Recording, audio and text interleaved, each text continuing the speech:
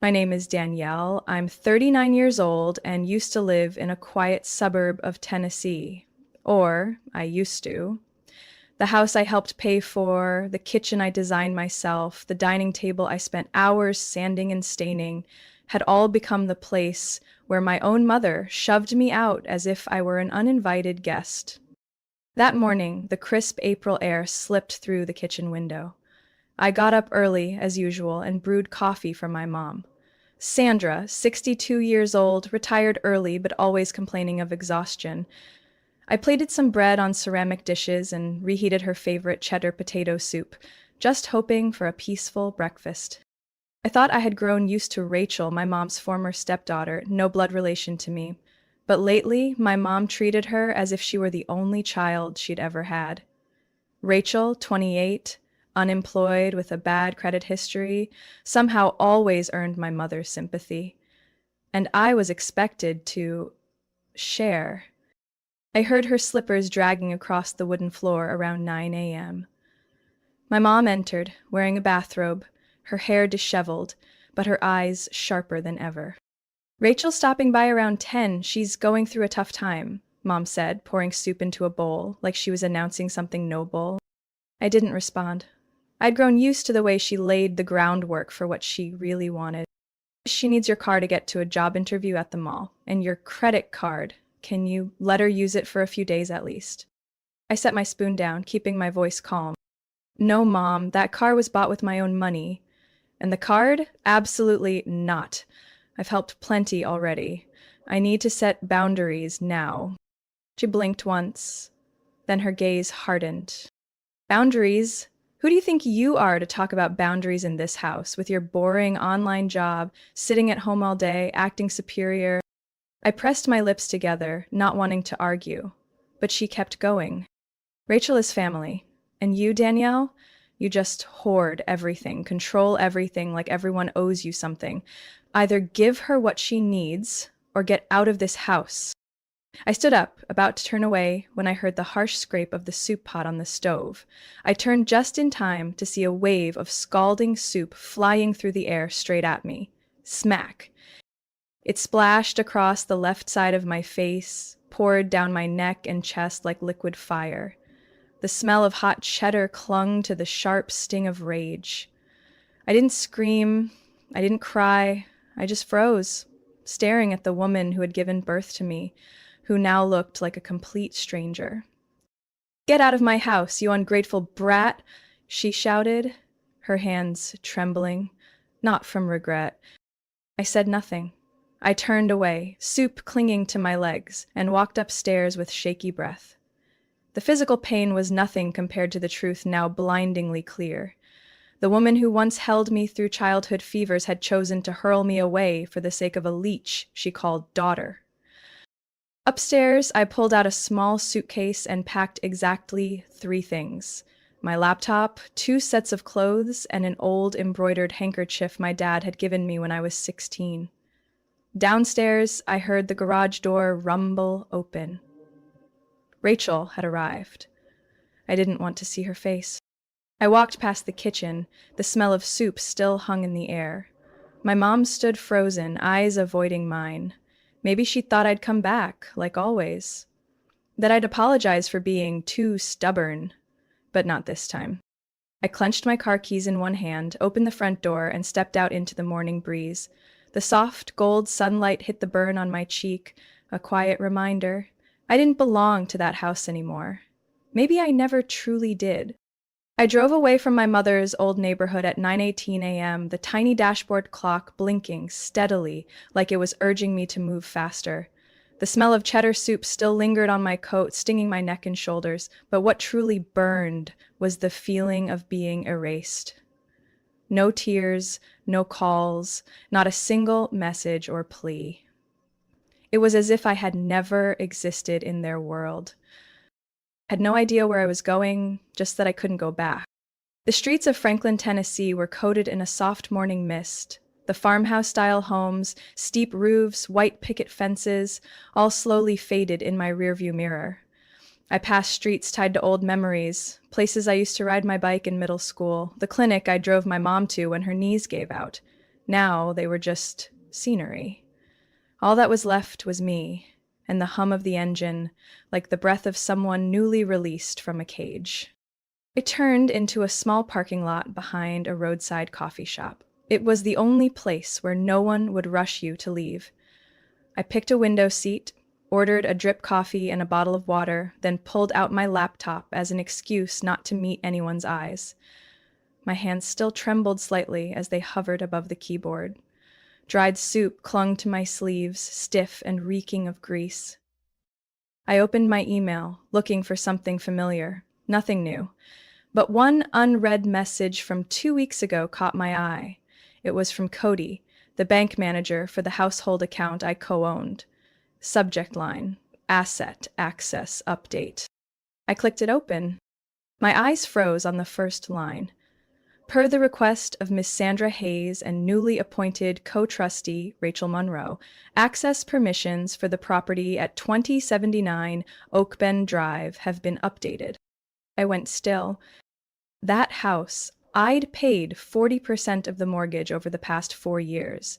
My mother, who once promised to keep my name on the paperwork so everything would be fair later, had quietly restructured ownership without my signature. Rachel, who had lived there for only a few months, was now listed as co-trustee.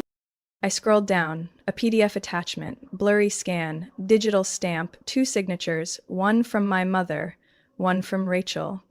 My field was left blank. At the bottom, it read, Absent party authorization, per conditional property consent form, 2018.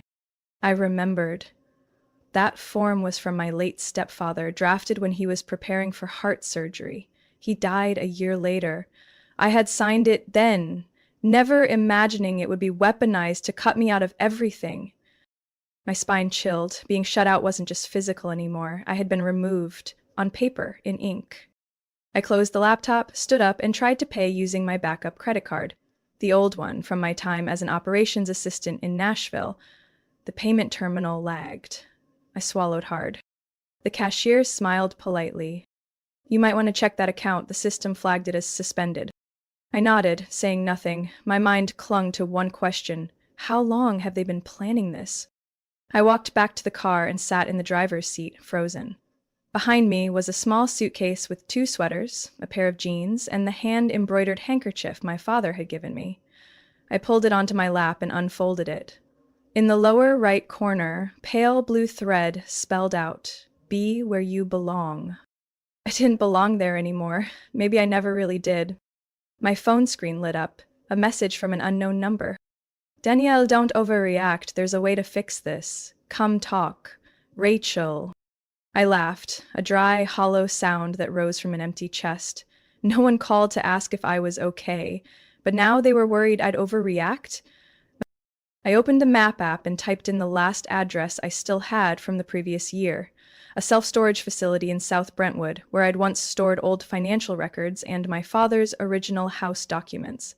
Back then, I thought I was keeping them safe. Now, I knew better. I'd been keeping evidence. I started the engine and merged onto the highway. The clouds thickened. I wasn't just the woman who'd walked away from her mother's house anymore. I was on my way to reclaim my place. On paper, in memory, and in the truth they had buried. I stopped the car in front of Brentwood Storage and Units just before noon. The sun was hidden behind layers of gray clouds, casting a dim, flickering light across the parking lot, like the foggy mess inside my head. The front desk clerk looked up as I entered. I handed over my ID and read off my unit number.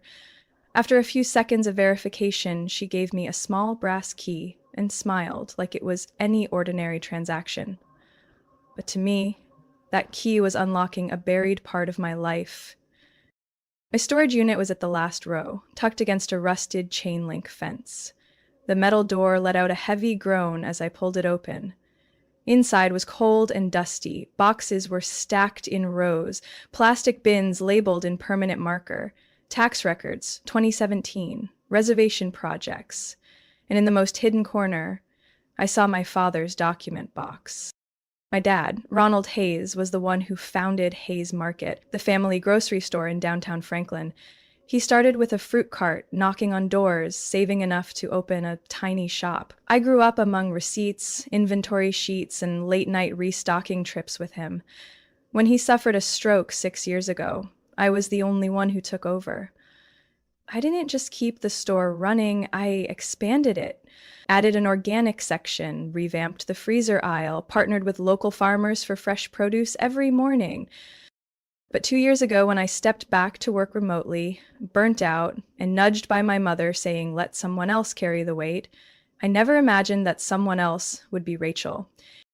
I pulled out a worn leather ledger from the box, my father's original account book. His handwriting was still steady, expenses and stock entries carefully noted in blue ink. There were even little handwritten notes like, extra pay for Danielle, need weekend staff, or year-end bonus, check budget with daughter. My chest tightened, my name, my responsibilities, all written, clear as day. That evening, I stopped at a small cafe I used to frequent near Thompson Station. I opened my phone for the first time in days and logged into Facebook, the platform I had stepped away from after a fight with my mother. The first thing that popped up was a post from Hayes Market Community and Family. The cover photo showed Rachel in the middle of the store, holding a basket of fruit, smiling brightly, in a t-shirt with our store's logo. Captions. Meet Rachel Monroe, the passionate young woman leading Hayes Market into a bold new era. My throat went dry. I scrolled down. Photos of Rachel leading a staff meeting, Rachel cutting the ribbon on a new produce section, Rachel speaking at a local fair, front and center with a banner behind her printed with the logo I had designed in 2019. I couldn't find my name anywhere, not once, not even in a footnote. Then I saw a comment from my mother, Sandra. So proud of my daughter. Rachel has taken the Hayes spirit to the next level. Thank you for always giving your all. I froze. I wasn't just erased. I was rewritten. An email popped up on the corner of my screen. It was from the Tennessee Business Brands Support Center, the agency where I had registered the Hayes Market trademark and slogan under my name. Subject line: brand ownership transfer has been approved. I clicked. Dear Danielle, per the ownership update request filed 3 months ago, we confirm that the brand rights to Hayes Market have been officially transferred to Ms. Sandra Hayes and co-owner Rachel Monroe. Your name is no longer listed in our registry. I couldn't breathe for a few seconds. They hadn't just erased me online, they erased me legally. My mother had quietly stripped away everything I had built with my father and handed it to someone who hadn't shed a single drop of sweat building this brand.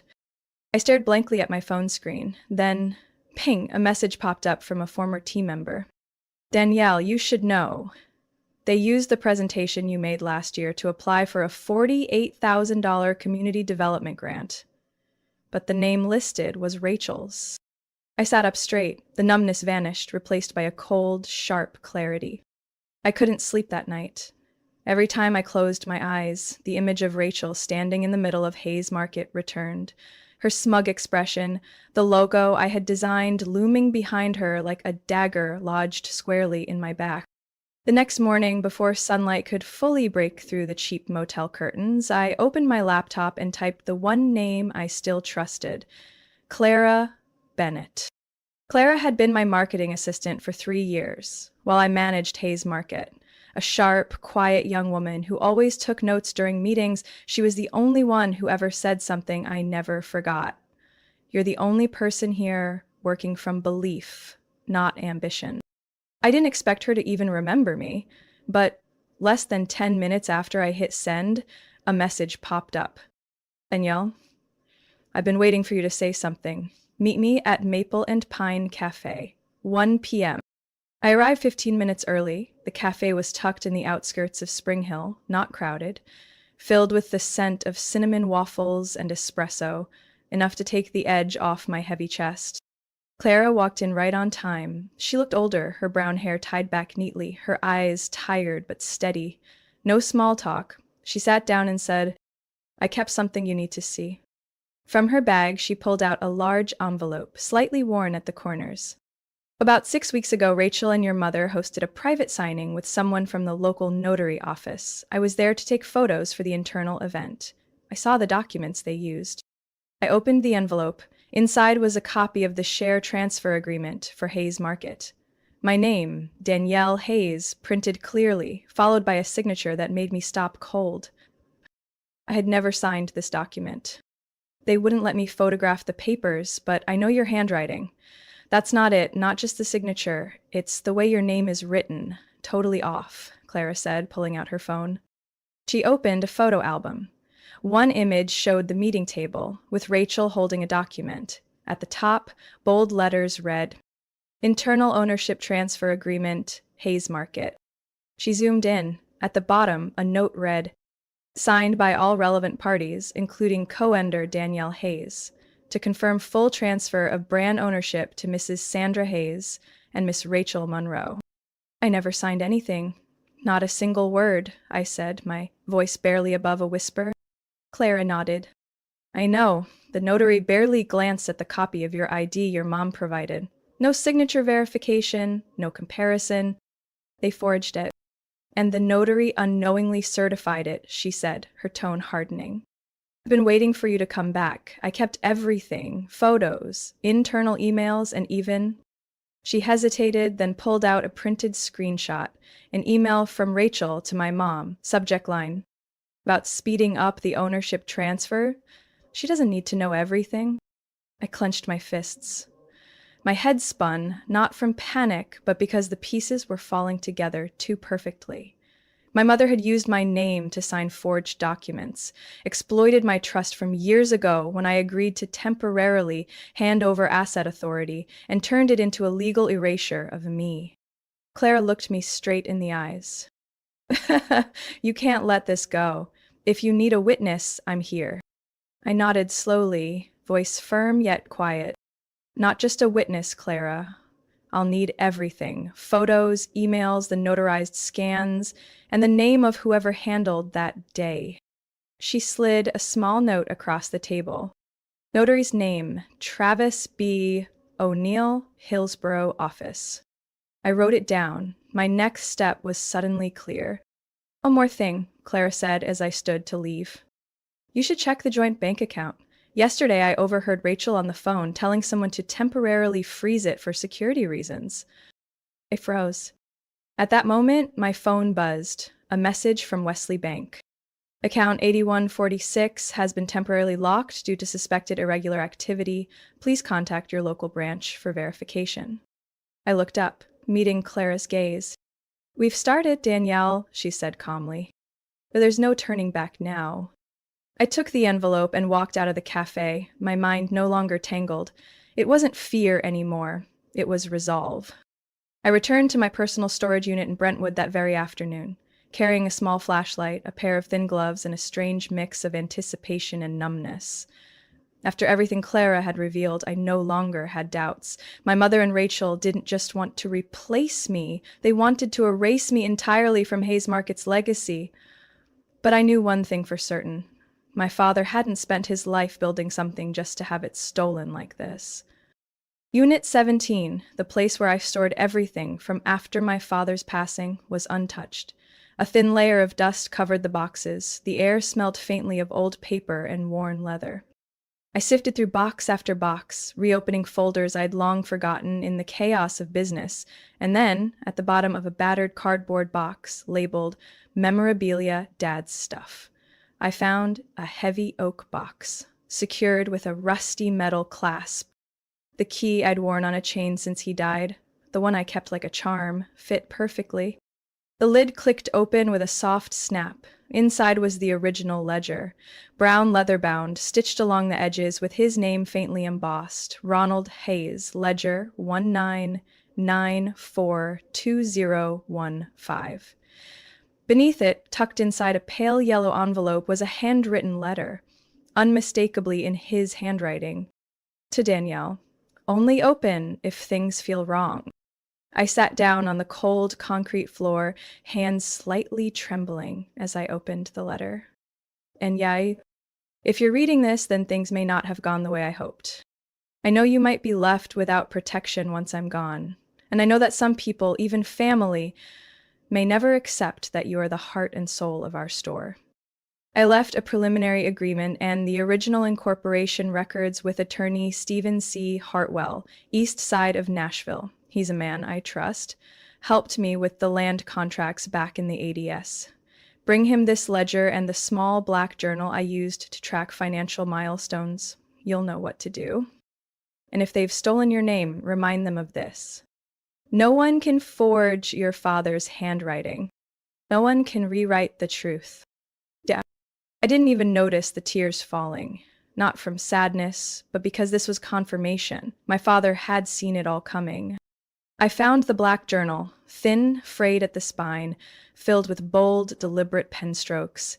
Inside were records of initial suppliers, shared distributions, cash flow diagrams from as early as 1995, and most importantly, a page clearly stating my name, Danielle Hayes.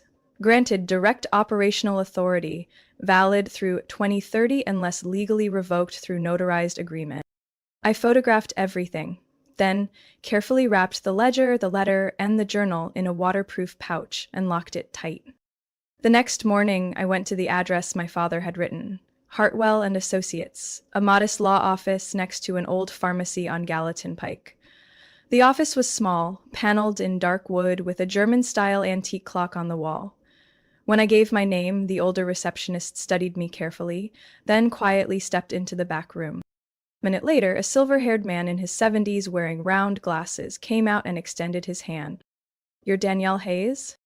I nodded. He didn't ask anything else, just opened a drawer and pulled out a black folder embossed with the initials RH. "Your father left this. He instructed me only to open it if there was evidence of a hostile takeover attempt." I handed him the ledger and the letter. He flipped through them and nodded. "This checks out." Then he opened the folder.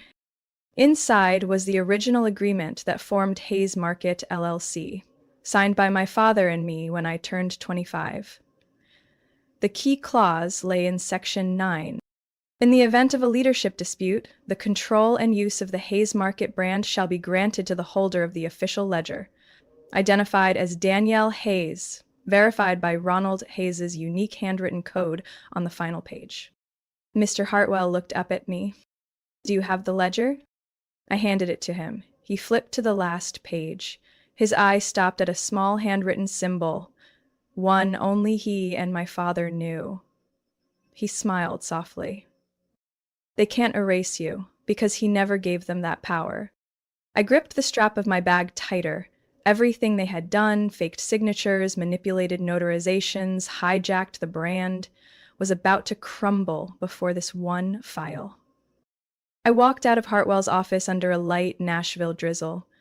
My heart wasn't any lighter, but everything finally felt clear. I didn't choose to confront my mother and Rachel with shouting. I chose documents, evidence, and the kind of silence that carries weight. 2 days after leaving Attorney Hartwell's office, I received an email from the Franklin Community Development Foundation, the same group Hayes Market had once sponsored for an Old Town revitalization project. The email was short but pointed. "We've received concerns that Hayes Market's recent sponsorship paperwork may contain misleading information regarding its leadership. Please provide verified proof of legal ownership." I stared at that line and knew the moment had come. That night, I logged back into Facebook, the account I'd deactivated over a year ago. My old profile photo reappeared, a snapshot of me and my father in front of the store in 2015. I was holding a chalkboard that read, "Grand reopening for a kinder community." I didn't change the photo, I just posted.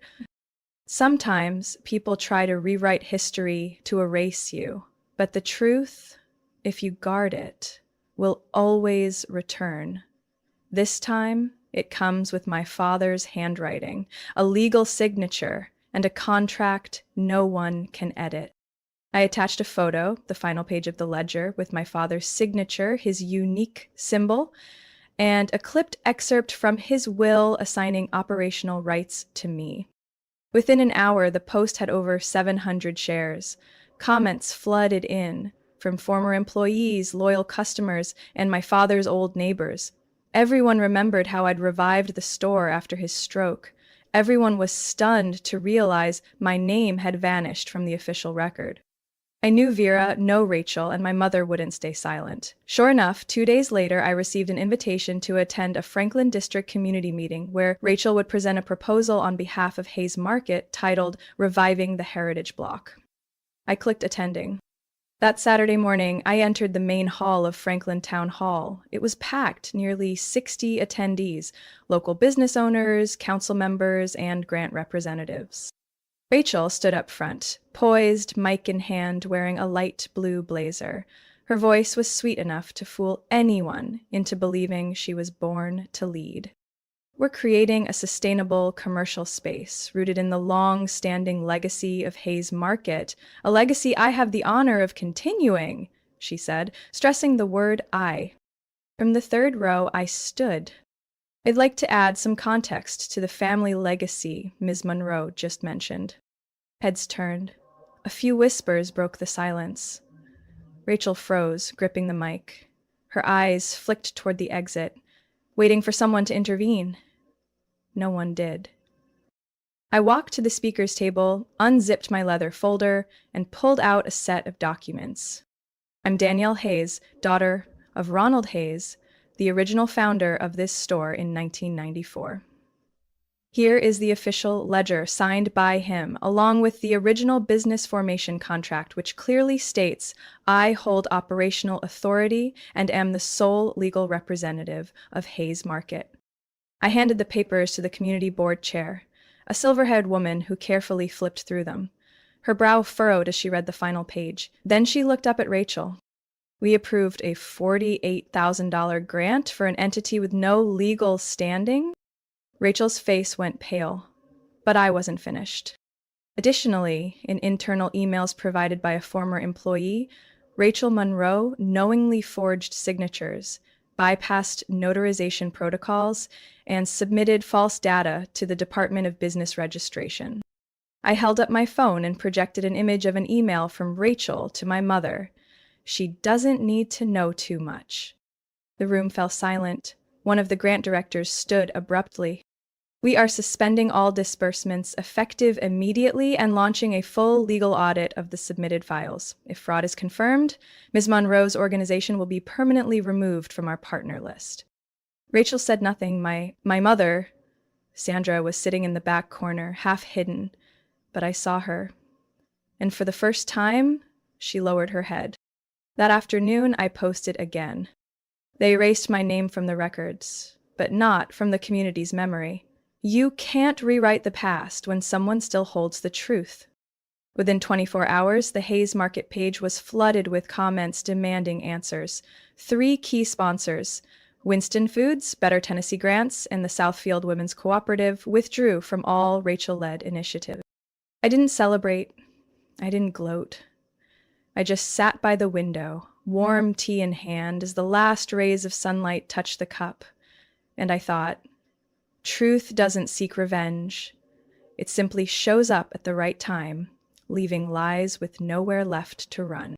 I walked into the mediation room with a heavy folder in hand and an oddly light feeling in my chest. Room 3, 5th floor of the Nashville Mediation Center was so quiet I could hear the sound of my shoes brushing the wood floor. The space was small, just a long wooden table, 4 gray leather chairs, and a half-drawn curtain letting a streak of afternoon light blur across the wall.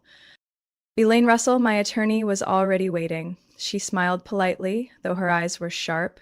Laid out neatly on the table were the essentials, my father's most recent will, the original ledger, handwritten financial logs, the LLC agreement, a screenshot of Rachel's forged email, and the active complaints from 3 funding agencies. My mother and Rachel arrived 10 minutes later. Mom wore dark clothes and looked tired, older than she had just a week ago after the community meeting fallout. Rachel tried to appear composed, pencil skirt, white blazer, high ponytail, but her reddened eyes and scattered focus betrayed her. She clearly hadn't expected things to unravel so quickly or so cleanly. We're only here to negotiate peacefully, my mother said, her voice hoarse but defiant. I didn't respond. I opened my bag, pulled out the original business agreement signed by my father, and laid beside it the handwritten letter he left for me.